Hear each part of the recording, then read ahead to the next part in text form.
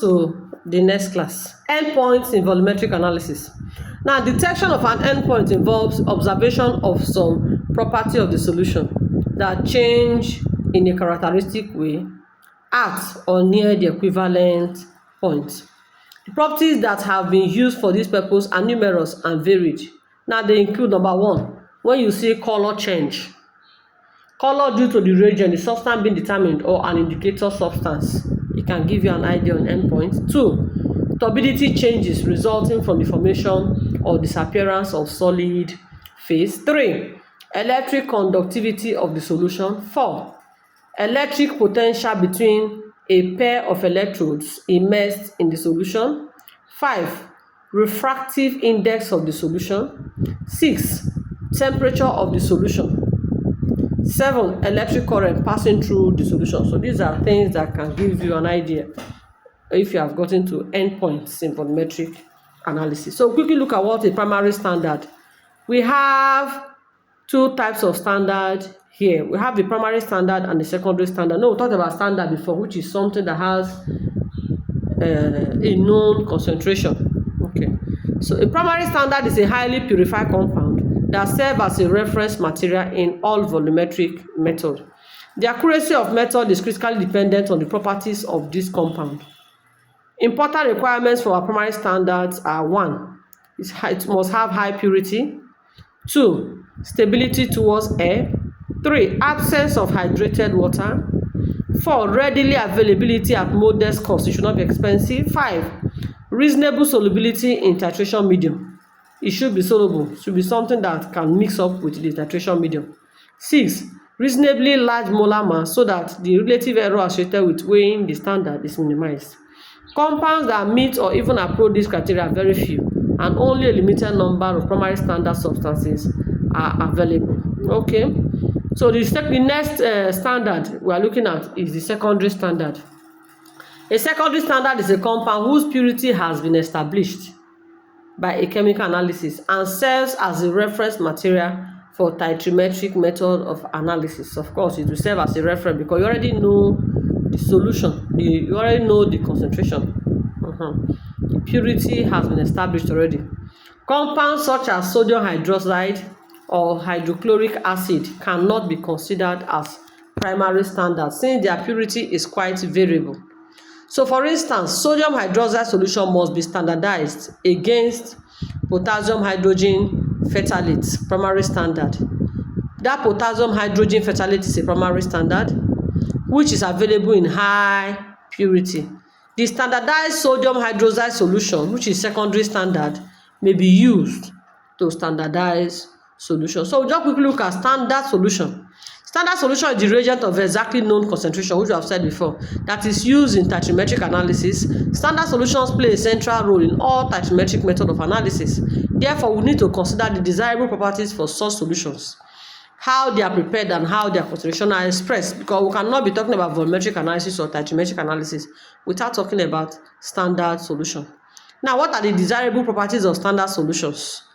1, it should be sufficiently stable so that it is only necessary to determine the concentration once. 2, it should react rapidly with the analyte so that the time required between additions of reagent is minimized. 3, it should react more or less completely with the analyte so that satisfactory endpoints are realized. 4, it should undergo a selective reaction with the analyte that can be described by simple balanced equation. So few reagents also meet these ideal perfectly, very few. So what are the methods for establishing the concentration of standard solution? 2 basic methods are used to establish the concentration of such solutions.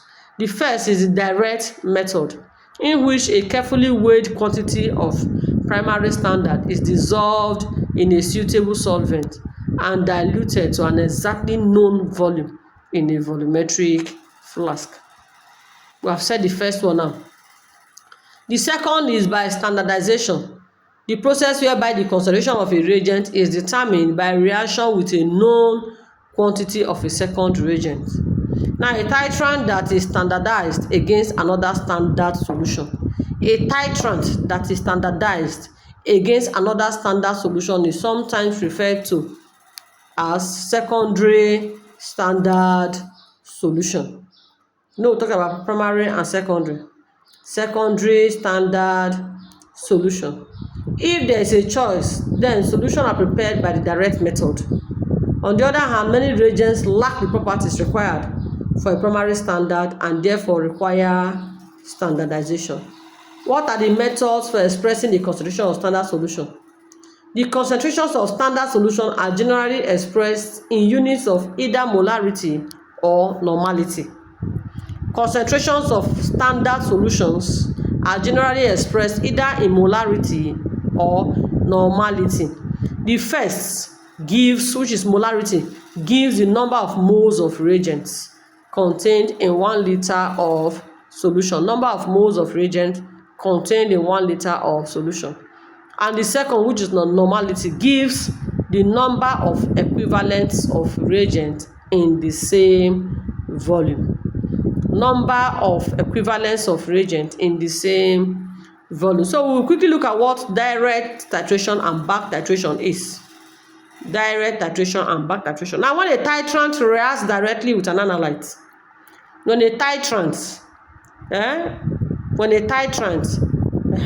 reacts directly with an analyte, the procedure is termed a direct titration. It is sometimes necessary to add an excess of standard titrant and then determine the excess amount by back titration with a second standard titrant. In other words, back titration is a process in which excess of standard solution used to react with an analyte is determined by titration with a second standard solution. So back titration are often required when the rate of reaction between the analyte and the reagent is slow, or when the standard solution lacks stability. In back titration, the equivalence point corresponds to the point when the amount of initial titrant is chemically equivalent to the amount of analyte plus the amount of back titrant. So let's continue. So we are trying to round up. Now look at what are the classification of reaction in titrimetric analysis.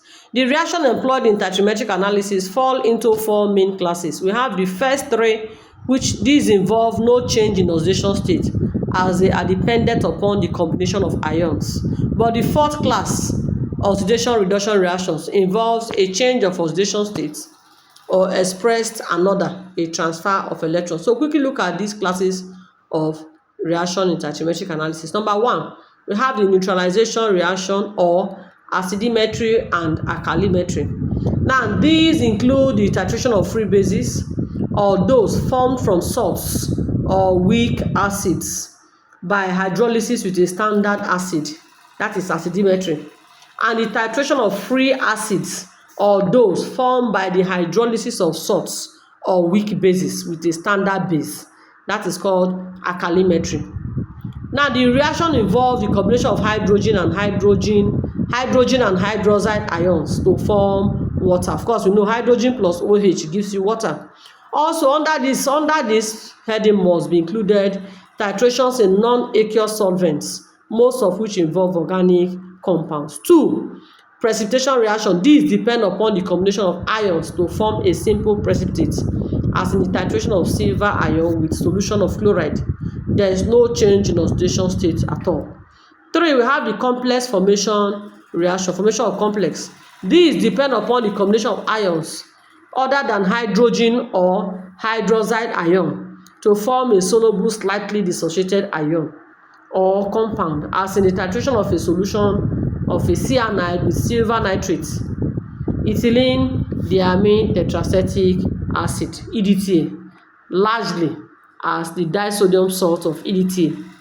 It's a very important reagent for complex formation titration and has become one of the most important reagents used in titrimetric analysis. And the fourth but not the least, oxidation reduction reaction. This one, we said under this heading are included all reactions involving change in oxidation number or transfer of electrons among the reactive substance. Now these standard solutions are either oxidizing or they are reducing agents. So I've mentioned 4 classes of titrations, 4 classes of titrations or reactions in thermometric analysis. We said neutralization reaction or acidimetry or alkalinity or alkalimetry.